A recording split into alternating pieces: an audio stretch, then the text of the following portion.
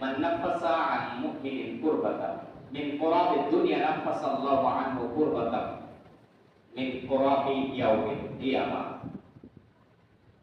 যে ব্যক্তি, কোন মুমিন ব্যক্তি দুনিয়াবী জীবনে কোনো একটা বিপদ দূর করে দেওয়ার চেষ্টা করবে, দূর করে দেবে, কোনো একটা সংকট মুহূর্ত সেটাকে দূর করে দেবে, কোনো সংকট কাটিয়ে ওঠার ব্যবস্থা করে দেবে, মহান আল্লাহ তাআলা হাসরের ময়দানে সবচাইতে বড় সংকট থেকে তাকে মুক্তি দানের ব্যবস্থা করে দেবে। সুবহানাল্লাহটা কি ধীরে হয়ে গেল না? জোরে বলেন না সুবহানাল্লাহ। সবচাইতে বিপদ মৃত্যুর আগে না মৃত্যুর পরে?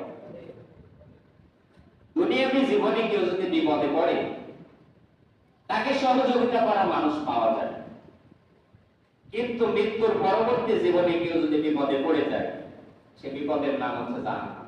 ঠিক কিনা? সে বিপদের নাম হচ্ছে জান্নাত থেকে দূরে রাখা, সে বিপদের নাম হচ্ছে আগুনের মধ্যে পোড়ানো।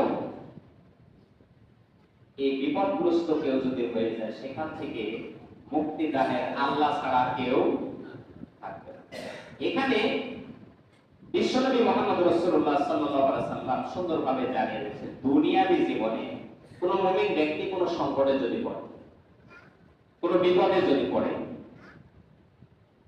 কোন দুশ্চিন্তাগ্রস্ত যদি হয়ে থাকে, যে দুশ্চিন্তা করার কারণে তিনার স্বাভাবিক জীবন পরিচালনা করতে তিনি ব্যর্থ হয়ে যাচ্ছেন।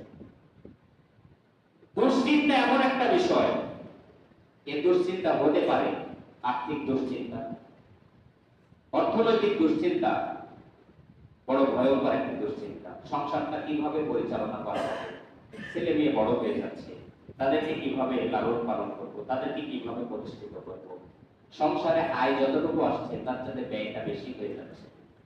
এরকম ব্যক্তি সমাজে আছে না নাই?